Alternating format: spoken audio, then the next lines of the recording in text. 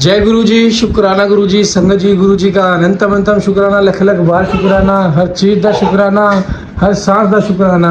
संगत जी, गुरु जी हमें अनेकों रूप में ब्लेस करते हैं। आज मैं आपको गुरु जी के दर्शन कराने जा रहा हूँ ज्योत के अंदर। जिसको भी गुरु जी के ज्योत के अंदर दर्शन हो जाना, वो ओम नमः शिवाय शिव जी सदा सहाय, ओम नमः शिवाय गुरु जी सदा सहाय के जरूर कमेंट कर देना, बहुत प्यारा सा। क्योंकि संगत जी, ज्योत में गुरु जी के दर्शन होने का मतलब साक्षात गुरु जी हमारे घर में विराजमान है। हमें गुरुजी इतनी प्यारी ब्लेसिंग दे रहे हैं कि जिसकी गुरुजी ने हमें कल्पना भी नहीं है। संगत जी, अगर गुरुजी ने सोच लिया आपके जीवन में चेंज लाना है ना, तो चेंज आके रहेगा। आपका माइंड भी उसी दिशा में चलने लग जाएगा, आपके रास्ते भी उसी दिशा को चलने लग जाएंगे, आप भी उसी दिशा में चलने लग जाओगे। तो संगत जी, जो चलने स्टार्ट कर दो तो रुकना मत, गुरुजी आपके साथ है, गुरुजी आपको ब्लेस करेंगे। जय गुरुजी, शुक्राना गुरुजी। आइए पाठ को शुरू करते गुरु मंत्र जाप के साथ। ओम नमः शिवाय शिव जी सदा सहाय, ओम नमः शिवाय गुरु जी सदा सहाय। जय गुरु जी। जय गुरु जी। श्री शिव के द्वारा गोलोक धाम में श्री विष्णु का गोपेश के पद पर अभिषेक तथा उनके प्रति प्रणाम का प्रसंग सुनाकर श्री राम का सती के मन का संदेह दूर करना, सती का शिव के द्वारा मानसिक त्याग। श्री राम बोले, देवी प्राचीन काल में एक समय परम श्रेष्ठा भगवान शंभु ने अपने प्रातपर धाम में शिवकर्मा को बुलाकर उनके द्वारा अपनी गौशाला में एक रमणीय भवन बनवाया, जो बहुत ही विस्तृत था। उसमें एक श्रेष्ठ सिंहासन का भी निर्माण कराया। उस सिंहासन पर भगवान शंकर ने विश्वकर्मा द्वारा एक छत्र बनवाया, जो बहुत ही दिव्य, सदा के लिए अद्भुत और परम उत्तम था।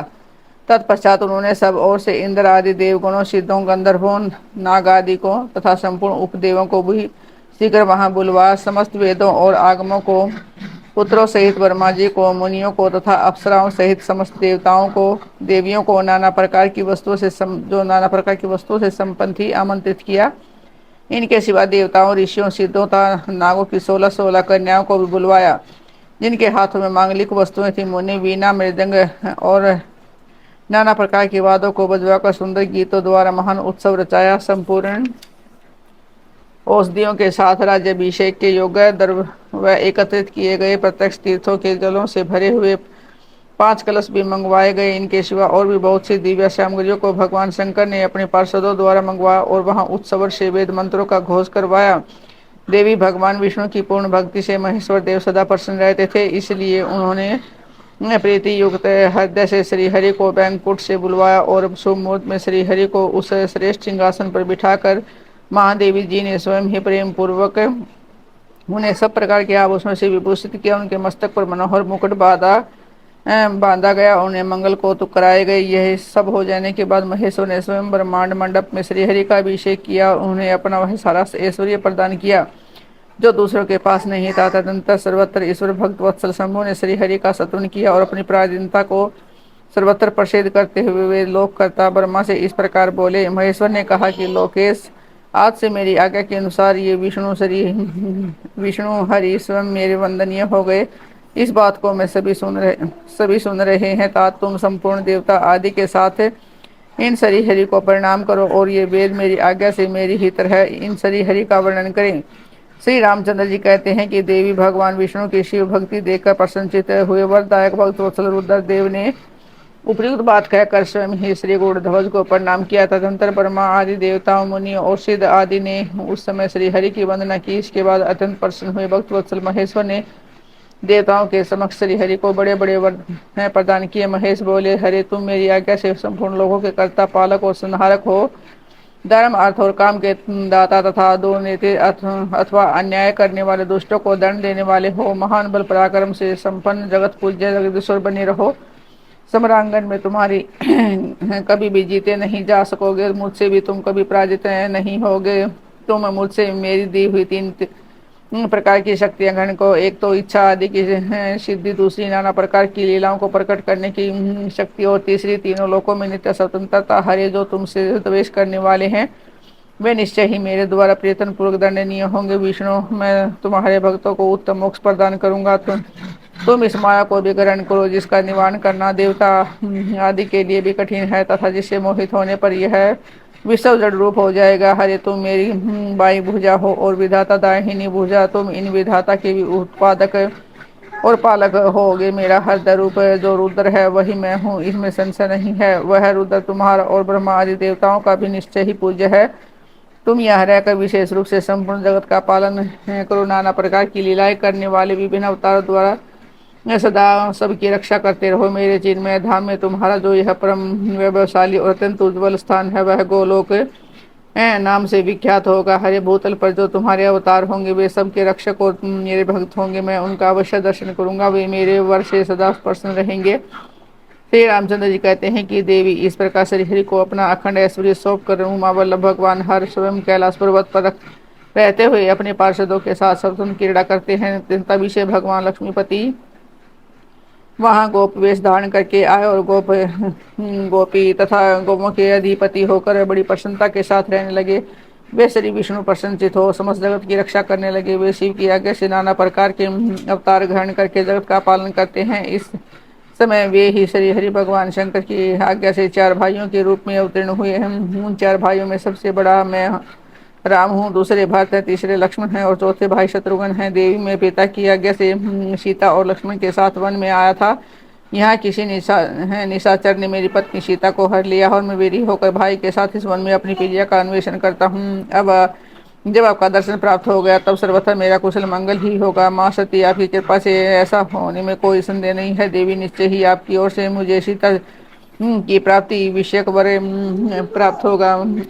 आपके अनुरोध ग्रह से उसे दुख देने वाले पापी राक्षस को मारकर मैं सीता को अवश्य प्राप्त करूंगा। आज मेरा महान सौभाग्य है जो आप दोनों ने मुझ पर कृपा की है। जिस पर आप दोनों दयालु हो जाएं वह पुरुष धन्य और श्रेष्ठ है। इस प्रकार बहुत सी बातें कहकर कल्याणमयी सती देवी को प्रणाम करके रघुकुल शिरोमणि श्री राम उनकी आज्ञा से उस वन में विचरने लगे। पवित्र हृदय वाले श्री राम की यह बात सुनकर सती मन ही मन शिव भक्ति परायण रघुनाथ जी की प्रशंसा करती हुई बहुत प्रसन्न हुई, पर अपने कर्म को याद करके उसके मन में बड़ा शोक हुआ। उनकी अंग कांति फीकी पड़ गई। वे उदास होकर शिव जी के पास लौटी। मार्ग में जाते हुए देवी सती बारंबार चिंता करने लगी कि मैंने भगवान शिव की बात नहीं मानी और श्री राम के प्रति कुत्सित बुद्धि कर ली। अब श्री शंकर जी के पास जाकर उन्हें क्या उत्तर दूंगी। इस प्रकार बारंबार विचार करके उन्हें यह सब बड़ा पश्चाताप हुआ। शिव के समीप जाकर सती ने उन्हें मन ही मन प्रणाम किया। उनके मुख पर विषाद छा रहा था। वे शोक से व्याकुल और निस्तेज हो गई थी। सती को दुखी देख भगवान हर ने उसे उनका कुशल समाचार पूछा और प्रेम पूर्वक कहा, तुमने किस प्रकार परीक्षा ली है। उनकी यह बात सुनकर सती मस्तक झुकाए उनके पास खड़ी हो गई। उनका मन शोक और विषाद में डूबा हुआ था। भगवान महेश्वर ने ध्यान लगाकर सती का सारा चरित्र जान लिया और उन्हें मन से त्याग दिया। वे धर्म का प्रतिपालन करने वाले परमेश्वर शिव ने अपनी पहले की हुई प्रतिज्ञा को नष्ट नहीं होने दिया। सती का मन से त्याग करके वे अपने निवास भूत कैलाश पर्वत पर चल दिए। मार्ग में महेश्वर और सती को सुनाते हुए आकाशवाणी बोली, परमेश्वर तुम धन्य हो, तुम्हारी यह प्रतिज्ञा भी धन्य है। तीनों लोकों में तुम्हारे जैसा महायोगी और महाप्रभु दूसरा कोई नहीं है। यह आकाशवाणी सुनकर देवी सती की कांति फीकी पड़ गई। उन्होंने भगवान शिव से पूछा कि नाथ मेरे परमेश्वर, आपने कौन सी प्रतिज्ञा की है, बताइए। सती के इस प्रकार पूछने पर उनका हित चाहने वाले प्रभु ने पहले अपने विवाह के विषय में भगवान विष्णु के सामने जो प्रतिज्ञा की थी उसे नहीं बताया। मुनि उस समय सती ने अपने प्राण वल्लभ पति भगवान शिव का ध्यान करके समस्त कारण को जान लिया जिसे उनके प्रियतम ने उन्हें त्याग दिया था। शंभु ने मेरा त्याग कर दिया है। इस बात को जानकर दक्ष कन्या सती शीघ्र ही अत्यंत शोक में डूब गई और बारंबार सिसकने लगी। सती के मनोभाव को जानकर शिव ने उनके लिए जो प्रतिज्ञा की थी उसे गुप्त ही रखा और दूसरी बहुत सी कथाएं कहने लगे। नाना प्रकार की कथाएं कहते हुए सती के साथ कैलाश पर्वत पर जा पहुंचे और श्रेष्ठ आसन पर स्थित हो चित्तवृत्तियों के निरोध पूर्वक समाधि लगा अपने स्वरूप का ध्यान करने लगे। सती मन में अत्यंत विषाद ले अपने उस धाम में रहने लगी। मुने शिवा और शिव के उस चरित्र को कोई नहीं जानता था। महामुनि स्वेच्छा से शरीर धारण करके लोग लीला का अनुसरण करने वाले उन दोनों प्रभुओं का इस प्रकार वहां रहते हुए दीर्घ काल व्यतीत हो गया। तत्पश्चात उत्तम लीला करने वाले महादेव जी ने ध्यान तोड़ा। यह जानकर जगदम्बा सती वहां आई। उन्होंने व्यथित हृदय से शिव के चरणों में प्रणाम किया। उदार चेता शंभु ने उन्हें अपने सामने बैठने के लिए आसन दिया और बड़े प्रेम से बहुत सही मनोरम कथाएं कही। उन्होंने वैसी ही लीला करके सती के शोक को तत्काल दूर कर दिया। वे पूर्ववत सुखी हो गई। फिर भी शिव ने अपनी प्रतिज्ञा को नहीं छोड़ा। तात परमेश्वर शिव के विषय में यह कोई आश्चर्य की बात नहीं समझनी चाहिए कि मुनि लोग शिवा और शिव की ऐसी ही कथा कहते हैं तो कुछ मनुष्य उन दोनों में वियोग मानते हैं, परंतु उनमें वियोग कैसे संभव है। शिवा और शिव के चरित्र को वास्तविक रूप से कौन जानता है। ये दोनों सदा अपनी इच्छा से खेलते और भांति भांति की लीलाएं करते हैं। सती और शिव वाणी और अर्थ की भांति एक दूसरे से नित्य संयुक्त है। उन दोनों में वियोग होना असंभव। उनकी इच्छा से ही उनमें लीला वियोग हो सकता है। प्रयाग में समस्त महात्मा मुनि द्वारा किए गए यज्ञ में दक्ष का भगवान शिव को तिरस्कार पूर्व शाप देना, नंदी द्वारा ब्राह्मण कुल को शाप प्रदान, भगवान शिव का नंदी को शांत करना। ब्रह्मा जी कहते हैं कि नाद पूर्व काल में समस्त महात्मा मुनि प्रयाग में एकत्रित होते वहां सम्मिलित हुए। उन सब महात्मा का विधि विधान से एक बहुत बड़ा यज्ञ हुआ। उस यज्ञ में सनकादित्य, सिद्धगण, देव ऋषि, प्रजापति देव तथा ब्रह्मा का साक्षात्कार करने वाली ज्ञानी भी पधारे थे। मैं भी मूर्तिमान महातेजस्वी निगमों और आगमों से युक्त सपरिवार वहां आ गया। अनेक प्रकार के उत्सवों के साथ वहां उनका विचित्र समाज जुटा था। नाना शास्त्रों के संबंध में ज्ञान चर्चा एवं वाद विवाद हो रहे थे। मुनि उसी अवसर पर सतीता पार्षदों के साथ त्रिलोक हितकारी सृष्टि करता एवं सबके स्वामी भगवान रुद्र भी वहां अपोजे भगवान शिव को आया। देख संपूर्ण देवताओं, सिद्धोता मुनियों ने भी और मैंने भी भक्ति भाव से उन्हें प्रणाम किया और उनकी स्तुति की। फिर शिव की आज्ञा पाकर सब लोग प्रसन्नतापूर्वक यथास्थान बैठ गए। भगवान का दर्शन पाकर सब लोग संतुष्ट थे और अपने सौभाग्य की सराहना करते थे। इसी बीच में प्रजापतियों के भी पति प्रभु दक्ष जो बड़े तेजस्वी थे, अकस्मात घूमते हुए प्रसन्नतापूर्वक वहां आए हुए मुझे प्रणाम करके मेरी आज्ञा से वहां बैठे। दक्ष उन दिनों समस्त ब्रह्मांड के अधिपति बन गए थे, अतएव सबके द्वारा सम्माननीय थे, परंतु अपने इस गौरवपूर्ण पद को लेकर उन्होंने मन में बड़ा अहंकार था, क्योंकि वे तत्व ज्ञान से शून्य थे। उस समय समस्त देव ऋषियों ने नतमस्तक और स्तुति और प्रणाम के द्वारा दोनों हाथ जोड़कर उत्तम तेजस्वी दक्ष का आदर सत्कार किया। परंतु जो नाना प्रकार की लीला विहार करने वाले सबके स्वामी और उत्कृष्ट लीलाकारी स्वतंत्र परमेश्वर हूँ, परमेश्वर ने उस समय दक्ष को मस्तक नहीं झुका, वे अपने आसन पर ही बैठे रह गए। खड़े होकर दक्ष का स्वागत नहीं किया। ब्रह्मादेव जी को वहां मस्तक झुकाते न देख मेरी पुत्र प्रजापति दक्ष मन ही मन अप्रसन्न हो गए। उन्हें रुद्र पर ऐसा क्रोध आ गया। वे ज्ञान शून्य तथा महान अहंकारी होने के कारण महाप्रभु रुद्र को क्रूर दृष्टि से देखकर सबको सुनाते हुए उत्सव से कहने लगे। दक्ष ने कहा कि ये सब देवता, असुर, श्रेष्ठ ब्राह्मण तथा ऋषि मुझे विशेष रूप से मस्तक झुकाते हैं, परंतु यह जो प्रेतों और पिचासों से घिरा हुआ महामनस्वी बनकर बैठा है, वह दुष्ट मनुष्य के समान क्यों मुझे प्रणाम नहीं करता। शमशान में निवास करने वाला यह निर्लज्ज जो मुझे इसमें प्रणाम नहीं करता, उसका क्या कारण है। इसके वेदोक्त कर्म लुप्त हो गए हैं, इन भूतों और पिशाचों से सेवित हो मतवाला बना फिरता है, शास्त्रीय विधि की अवहेलना करके नीति मार्ग को सदा कलंकित किया करता है। जिसके साथ रहने वाले था इसका अनुसरण करने वाले लोग पाखंडी, दुष्ट, पापाचारिता, ब्राह्मण को देखकर उद्दंडता पूर्वक उसकी निंदा करने वाले होते हैं। वह स्वयं ही स्त्री में आसक्त रहने वाला रति कर्म में भी दक्ष है, अतः मैं उसे शाप देने को उद्यत हुआ हूँ। यह रुद्र चारों वर्णों से पृथक और कुरूप है, इसे यज्ञ से बहिष्कृत कर दिया जाए। इसे संसार में निवास करने वाला तथा उत्तम कुल और जन्म से हीन है, इसलिए देवताओं के साथ यह यज्ञ में भाग न पाए। ब्रह्मा जी कहते हैं कि ना दक्ष की कही हुई बात सुनकर भृगु आदि बहुत से महर्षि रुद्रदेव को दुष्ट मानकर देवताओं के साथ उसकी निंदा करने लगे। दक्ष की बात सुनकर नंदी को बड़ा रोष हुआ, उनके नेत्र चंचल हो उठे और वे दक्ष को शाप देने के विचार से तुरंत इस प्रकार बोले। नंदीश्वर ने कहा कि अरे महामूढ़, दुष्ट बुद्धि सठ दक्ष, तूने मेरे स्वामी महेश्वर को यज्ञ से बहिष्कृत क्यों कर दिया, जिसके श्रवण मात्र से यज्ञ सफल और तीर्थ पवित्र हो जाते हो। इन महादेव जी को तूने शाप कैसे दे दिया। दुर्बुद्धि दक्ष है, तूने ब्राह्मण जाति की चपलता से प्रेरित हो इन रुद्रदेव को व्यर्थ ही शाप दे डाला है। महाप्रभु रुद्र सर्वथा निर्दोष है, तथापि तूने व्यर्थ इनका उपहास किया है। ब्राह्मण धाम जिन्होंने ये जगत की सृष्टि की है और इसका पालन करते हैं, और अंत में जिनके द्वारा इनका संसार होगा, वही इन महेश्वर शाप को तूने शाप कैसे दे दिया। नंदी के इस प्रकार फटकारने पर प्रजापति दक्ष ने रोष से आग बबूला हो गए और उन्हें शाप देते हुए बोले, अरे रुद्रगणों, तुम सब लोग वेद से बहिष्कृत हो जाओ, वैदिक मार्ग से भ्रष्टा महर्षियों द्वारा परित्यक्त हो, पाखंडवाद में लग जाओ और शिष्टाचार से दूर रहो। सिर पर जटा और सिर में भस्म एवं हड्डियों के आभूषण धारण करके मद्यपान में आसक्त रहो। जब दक्ष ने शिव के पार्षदों को इस प्रकार शाप दे दिया, तब उन शाप को सुनकर शिव के प्रिय भक्त नंदी अत्यंत रोष से वशीभूत हो गए। शिलाद पुत्र नंदी भगवान शिव के प्रिय पार्षद और तेजस्वी थे, वे गर्भ से भरे हुए महादुष्ट दक्ष को तत्काल इस प्रकार उत्तर देने लगे। नंदीश्वर बोले, अरे सठ दुर्बुद्धि दक्ष, तुझे शिव के तत्व का बिल्कुल भी ज्ञान नहीं है, तो तूने शिव के पार्षदों को व्यर्थ ही शाप दिया है। अहंकारी दक्ष, जिनके चित्त में दुष्टता भरी है, वह भृगु आदि ने भी ब्राह्मणताओं के अभिमान में आकर महाप्रभु महेश्वर का उपहास किया है। अतः यहाँ जो भगवान रुद्र से विमुख है, तुझ जैसे दुष्ट ब्राह्मण विद्यमान है, उनको मैं रुद्र तेज के प्रभाव से ही शाप दे रहा हूँ।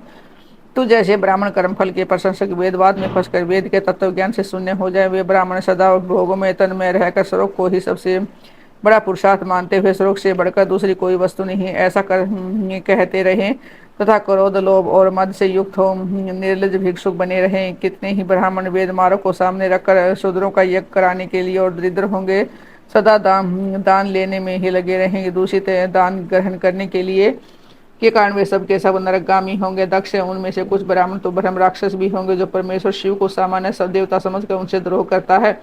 वह दुष्ट बुद्धि वाला प्रजापति दक्ष तत्व ज्ञान से विमुख हो जाए। वह विषय सुख की इच्छा से कामना रूपी कपट से युक्त धर्म वाले ग्रहणास्त्र में गृहस्थ आश्रम में आसक्त रहकर कर्म कांड का तथा कर्म फल की प्रशंसा करने वाले सनातन वेदवाद का ही विस्तार करता रहे। इसका आनंददायी मुख नष्ट हो जाए और ये आत्मज्ञान को भूलकर पशु के समान हो जाए तथा दक्ष कर्म भ्रष्ट ही तो शीघ्र ही बकरे के मुख से युक्त हो जाए। इस प्रकार कुपित हुए नंदी ने जब ब्राह्मणों को और दक्ष ने महादेव जी को शाप दिया, तब वह मान हाहाकार मच गया। नारद में वेदों का प्रतिपादक होने के कारण शिव तत्व को जानता हूँ, इसलिए दक्ष का वह साफ सुनकर मैंने बारंबार उनकी और भृगु आदि ब्राह्मणों की भी जो निंदा की है। सदाशिव महादेव जी भी नंदी की यह बात सुनकर हंसते हुए मधुर वाणी में बोले। वे नंदी को समझाने लगे। सदाशिव ने कहा कि नंदी मेरी बात सुनो, तुम तो परम ज्ञानी हो, तुम्हें क्रोध नहीं करना चाहिए। तुमने भ्रम से यह समझ कर कि मुझे शाप दिया गया है व्यर्थ ही ब्राह्मण कुल को शाप दे डाला। वास्तव में मुझे किसी का शाप छू ही नहीं सकता, अतः तुम्हें उत्तेजित नहीं होना चाहिए।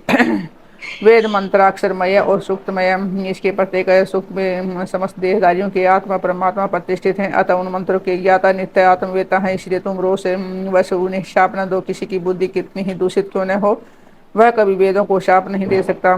इस समय मुझे शाप नहीं मिला, इस बात को तुम्हें ठीक ठीक समझना चाहिए। महामते, तुम सनकादि सिद्धों को भी तत्व ज्ञान का उपदेश देने वाले हो, अतः शांत हो जाओ। मैं ही यज्ञ हूँ मैं ही यज्ञ कर्म हूँ, यज्ञों के अंग भूत है, समस्त उपकरण भी मैं ही हूँ। यज्ञ की आत्मा मैं ही हूँ, यज्ञ प्राण यजमान भी मैं ही हूँ और यज्ञ से बहिष्कृत भी मैं ही हूँ। यह कौन है, तुम कौन और ये कौन, वास्तव में सब मैं ही हूँ। तुम अपनी बुद्धि से इस बात का विचार करो। तुमने ब्राह्मणों को व्यर्थ शाप दिया और महामती नंदिन, तुम तत्व ज्ञान के द्वारा प्रपंच रचना का बात करके आत्मनिष्ठ ज्ञानी एवं क्रोध आदि से शून्य हो जाए। ब्रह्मा जी कहते हैं, नाथ भगवान शंभु के इस प्रकार समझाने पर नंदी केशवर विवेक परायण हो क्रोध रहित एवं शांत हो गए। भगवान शिव वे अपनी प्राण प्रिय पार्षद नंदी को शीघ्र ही तत्व का बोध कराकर प्रथम गणों के साथ वहां से प्रसन्नतापूर्वक अपने स्थान को चल दिए। इधर रोषावेश से युक्त दक्ष भी ब्राह्मणों से गिरे हुए अपने स्थान को लौट गए, परंतु उनका चित्त शिवद्रोह में ही तत्पर था। उस समय रुद्र को शाप दिए जाने की घटना का स्मरण करके दक्ष सदा महान रोष से भरे रहते थे। उनकी बुद्धि पर मूर्ता छा गई थी। वे शिव के प्रति